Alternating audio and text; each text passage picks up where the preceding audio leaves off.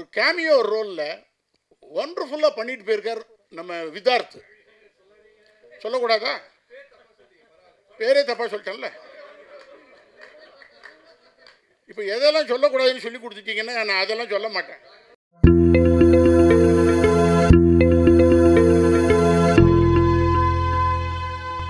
சின்ன வயசுலேயே நான் பார்த்து ரொம்ப வியந்த ஒரு கலைஞர்.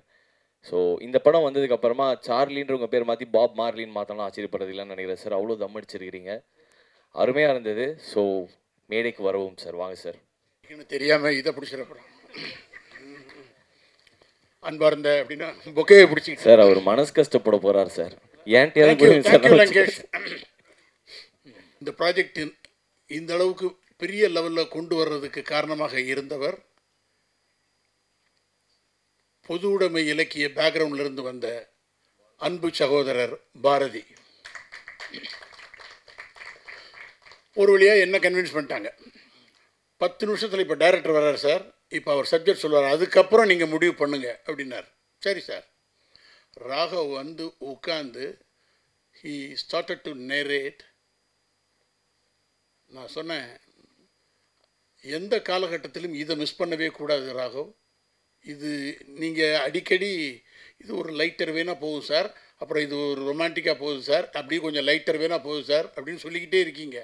ஆனால் உள்ளுக்குள்ளே மிகப்பெரிய டெப்த்தான ஒரு விஷயங்கள் இந்த படத்தில் இருக்குது. இது சமீபத்திய எந்த ஒரு திரைப்படத்திலும் இல்லாதது. This is the very much latest cinema in Tamil industry.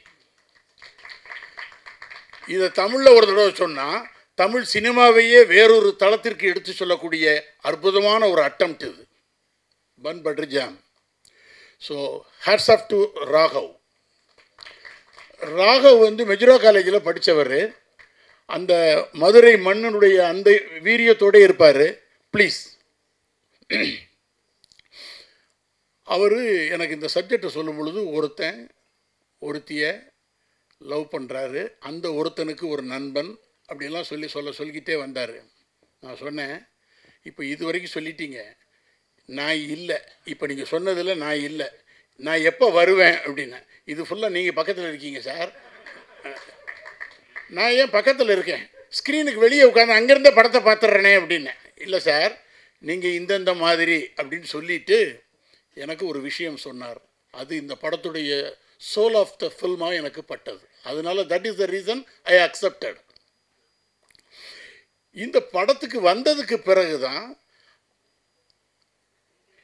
இப்படிலாம் பண்ணுறாங்க. எல்லாமே ஃப்ரெஷ் டேலண்ட்ஸு, எல்லாமே ஃப்ரெஷர்ஸு. ஏதோ ஒரு 30-40 படம் பண்ண மாதிரி Pappu did a wonderful job. Michael வந்து பிரமாதமாக பண்ணியிருக்கீங்க மைக்கேல், ஹேட்ஸ் ஆஃப். இதில் வந்து ஒரு நல்ல படத்துடைய மிகப்பெரிய லட்சணம் என்ன தெரியுமா? நீங்கள் உங்கள் எல்லாருக்குமே நல்ல நல்ல படங்கள் பார்த்துருப்பீங்க.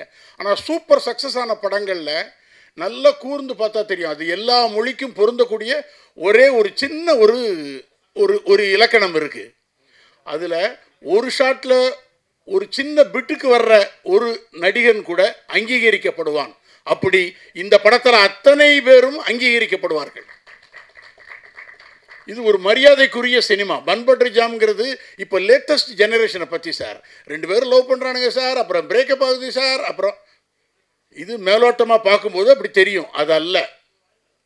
அதால் இந்த ப்ராஜெக்டுடைய டிசைன் பண்ணி தயாரிப்பாளருக்கு மிகப்பெரிய ஒத்துழைப்பு கொடுத்த சதீஷுக்கு நாங்கள் ரொம்ப நன்றி கடமைப்பட்டிருக்கேன்.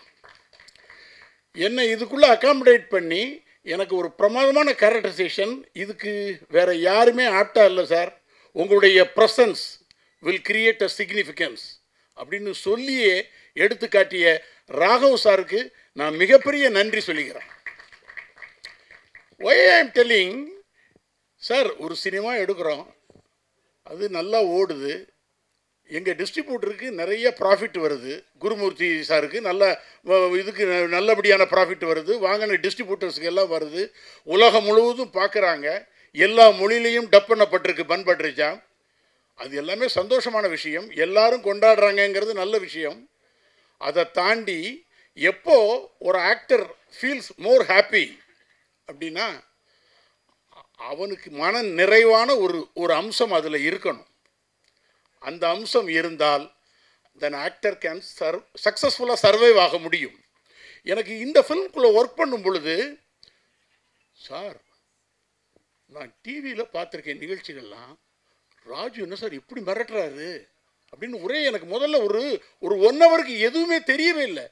எனக்கு தெரியும் எப்போல்லாம், சார் நல்லா இருக்கீங்களா, எப்படி இருக்கீங்க சார், இருக்கேன் சார், ஓ சார் தட்ஸ் அண்ணா சூப்பர்ண்ணா. இந்த வால்யூமை இறக்குனாலே அப்படின்னா என்ன மீனிங், அடுத்து என்ன நடக்க போகுது, நெக்ஸ்ட் அந்த ஆக்டர் எப்படி பர்ஸ்ட் ஆக போகிறாரு, ஏதோ ஒரு இதுக்கு வேறு இதுக்கு ரெடி ஆகிறாரு. ஆக்ஷன் உடனே நீங்கள் you can see the real Raju here. அங்கே அப்படி சந்துருங்கிற கேரக்டர் நச்சுன்னு வந்து நிற்கும். இது ரீசெண்ட் டைமில் நான் எந்த ஒரு ஃபில்ம்லேயும் பார்க்காத ஒன்று. என்னுடைய கோஸ்டார்ஸ் நான் வந்து I have to thank my costar Saranya madam and Devadarshini madam. இவங்களுக்கு எல்லாருக்குமே நான் நன்றி சொல்கிறதுக்கு இன்னொரு காரணம் இருக்குது. லங்கேஷ் என் கூட ஆக்ட் பண்ணியிருக்கார் இந்த படத்தில். ஸோ அவங்க எல்லாருக்குமே நான் ஒரு தேங்க் பண்ணிக்கிறதுக்கு முக்கியமான ரீசன் என்னென்னா, they gave the comfort, they contributed very well towards a film. இதை தாண்டி சார் ஒரு ஹீரோ சார் எல்லா டைப் ஆஃப் வெரைட்டி காட்டுறாரு சார். அவர் ஃபைட்டு பண்ணுறாரு, சாங் பண்ணுறாரு, ரொமான்ஸ் பண்ணுறாரு. கூட தன்னை நேசித்த ஒரு பொண்ணு வந்து சொல்ல எப்படி சொல்லுவோம், அதை எவ்வளோ சொல்லுவோமா, தன்னை நேசித்த ஒரு பொண்ணு வந்து ஒரு இக்கட்டான இடத்த கிரியேட் பண்ணும் பொழுது அப்போது சார் அப்படின்ட்டு பதறி அடிச்சுட்டு அவர் புறப்பட்டு வெளியே போவார்.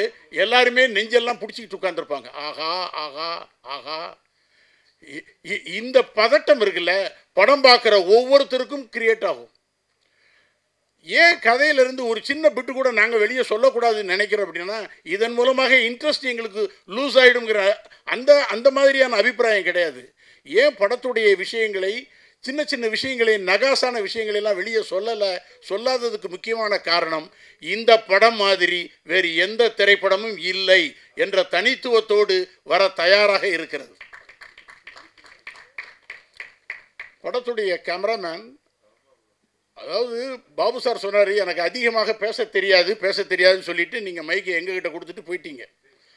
ஆனால் அவருடைய ஒர்க்கு பேசும் பாருங்க, நாங்கள் எல்லாரும் பேசுனதை விட அவருடைய ஒர்க்கு பிரமாதமாக பேசும். நல்ல ஃபோட்டோகிராஃபி. மத்தியானம் 12:30 மணி வெயிலில், நல்ல மணல் வெளியில், ஒயிட் ஷர்ட் போட்டு, ஒயிட் கலர் ட்ரெஸ் போட்டு ஆதியாவை காட்டியிருப்பாங்க சீனில். அது it's a real challenge for the photographer. அவ்வளோ ஒரு சின்ன அப்படின்னா கூட அவுட் ஃபோக்கஸ் வந்துடும். அவ்வளோ வேதனைக்கு இடையில பிடிச்சிட்டு ஃபோட்டோகிராஃபி பண்ணியிருக்கிறாரு. என்டலி, அதாவது it's a real delight to the audience. John சார்கிட்ட நான் கேட்டேன், சார் நீங்கள் எடிட்டர், ரொம்ப நல்ல விஷயம் சார். எடிட்டர்னு ஒருத்தர் சினிமாவில் எவ்வளோ முக்கியம் அப்படின்னா, சினிமா உருவாகிற இடமே 2 டேபிள் தான். ஒன்று ரைட்டர்ஸ் டேபிள், இன்னொன்று எடிட்டருடைய டேபிள். சார் நீங்கள் பொய் சொல்லாமல் சொல்லுங்கள், முதல்ல ராகவ் கதையை சொல்லும் பொழுது உங்களுக்கு புரிஞ்சிச்சா அப்படின்னா. ஏன் அப்படி கேட்குறீங்க அப்படின்னார். புரிஞ்சிச்சா சார்? ஆமாம், கொஞ்சம் முதல்ல ஒரு மாதிரி இருந்தது. ஏன்னா யாருக்கும் எடுத்த எடுப்பிலேயே அவர் கதை நேரேஷன் புரியாது. அதுக்குள்ளே நீங்கள் போய் ட்ராவல் பண்ணதுக்கு பிறகு தான் ஆஹா ஆஹா அப்படி. நான் நேற்று தான் இந்த படத்தை பார்த்தேன், பன் பட்டர் ஜாம். ஒரு சின்ன மனசுக்குள்ளே எனக்கு உள்ளுக்குள்ளே ஒரே ஒரு ஓட்டம் என்ன இருந்ததுன்னா, again we can repeat the film. திருப்பி பார்க்க தூண்டக்கூடிய ஒரு அற்புதமான படைப்பு பன் பட்டர் ஜாம். இந்த படத்தில் மைக்கேல் பிரமாமா ஆக்ட் பண்ணியிருக்காரு, பப்பு பிரமாமா ஆக்ட் பண்ணியிருக்காங்க. இதெல்லாம் மறக்க முடியாத பாத்திரங்கள். ஒரு கேமியோ ரோலில் ஒண்டர்ஃபுல்லாக பண்ணிட்டு போயிருக்கார் நம்ம விதார்த். சொல்லக்கூடாதா? பேரே தப்பாக சொல்லிட்டேன்ல. இப்போ எதெல்லாம் சொல்லக்கூடாதுன்னு சொல்லி கொடுத்துட்டீங்கன்னா நான் அதெல்லாம் சொல்ல மாட்டேன். ராகவே சொல்லக்கூடாதா? அவர் தாங்க டைரக்டரு. சரி, கொஞ்சம் விஷயத்தில் நான் சொல்ல மாட்டேங்க, அது நீங்களே புரிஞ்சுக்கங்க, அவ்வளோதான். முக்கியமான பாத்திரங்களில் முக்கியமான நடிகர் நடித்திருக்கிறார். அப்புறம் படம் நல்லா இருக்குது, படம் இன்ட்ரெஸ்டிங்காக போகுது. ஆனால் சொல்ல வேண்டிய விஷயத்தை நாங்கள் சொல்லணும். என்னென்னா, 2 கேர்ள்ஸ் பிரமாதமாக ஆக்ட் பண்ணியிருக்காங்க. ஒவ்வொருத்தரும் தமிழ் சினிமாவில் கேர்ள்ஸ் எல்லாம் சொல்லலாம் ஐயா, அதுவும் சொல்லக்கூடாதா? சொல்லலாம்ல சார்? அதானே. யூஸ்வலாக நம்ம ஃபிலிமில் வந்து ஒரு கிளாமர் டாலாக தான் யூஸ் பண்ணுவாங்க. இந்த ரீல்ஸ் போடுற ஒரு காலேஜ் பொண்ணா பவ்யா பண்ணியிருக்காங்க. She is going to become a darling of Tamil mass. Wonderful, wonderful, you did a good job. ஆதியா பண்ணியிருக்காங்க. Excellent artist, great to work with you people. இந்த மாதிரி ஃப்ரெஷ் டேலண்ட்ஸ் கூட நாங்கள் ஒர்க் பண்ணும் பொழுது என்னை நானே புதுப்பித்துக் கொள்ளுகிறேன். நான் கொஞ்சம் ரெஃப்ரெஷ் ஆகிக்கிறேன் உள்ளுக்குள்ளேயே. சார், ராஜு சார் கூட நடிக்கும் பொழுது நேற்று ஒருத்தர் படம் பார்த்துட்டு சொன்னார், சார் இந்த மாதிரி ஒரு அப்பா எங்களுக்கெல்லாம் இருக்கணும்னு நினைக்கிறேன் சார், அது ராஜுவுக்கு கிடச்சிருச்சு சார் அப்படின்னு படம் பார்த்தவர் என்கிட்ட படம் முடிச்சுட்டு என்கிட்ட பேசினார்.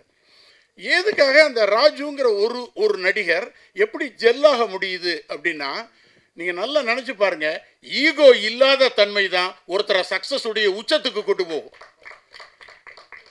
ஆஃப்டர் லாங் டைம் ராஜுகிட்ட நான் அதை பார்க்குறேன். plenty of talents without ego, ready to receive at any time with any creator, because Raju himself is a creator. So இந்த படத்தில் ஒர்க் பண்ணது எனக்கு ரொம்ப மறக்க முடியாத பெரிய அனுபவம். இந்த படத்தில் டைலாக்ல ஒரே ஒரு வார்த்தை சொல்லலாமா? டைலாக் சொல்லியோ, நீ உனக்கும் படத்துக்கு சம்பந்தமே இல்லை, சொல்லாதே வீட்டுக்கு போன அர்ஜென்ட்டாக வேலை இருக்கா சார்? சார் ஒன்னொன்னா சொல்லி 30 வருஷமா ஓடிட்டு இருந்த கடிகாரத்தையும் முடிச்சு விட்டீங்க சார். அவர் இப்போ வெளில போயிட்டு வந்துட்டார் சார். அப்படியா? ஆமாம் சார். சொல்லுங்கள் சார், நீங்கள் சொல்லலாம் சார், சொல்லுங்கள் சார். சரி சரி சரி. ஒரு 2 ஜெனரேஷனுக்கு கூடிய ஒரு வார்த்தையை மட்டும் சொல்லலாம்லப்பா, அது சொல்லலாம்லப்பா. ஓகே.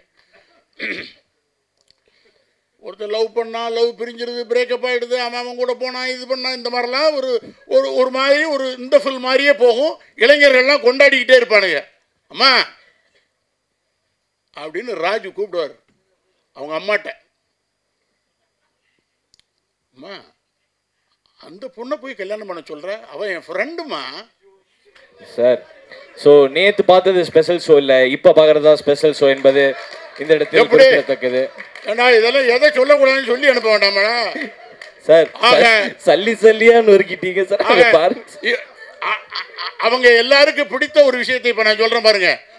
இந்த படம் நிச்சயமாக இந்த தலைமுறைக்கு மட்டுமல்ல, எல்லா தலைமுறையும் கொண்டாடக்கூடிய படம் பன் பட்டர் ஜாம். அவசியம் ஜூலை 18 பாருங்க. எப்படி? Thank you sir. கிளைமேக்ஸ் மட்டும்தான் சார் சொல்லு. Thank you sir.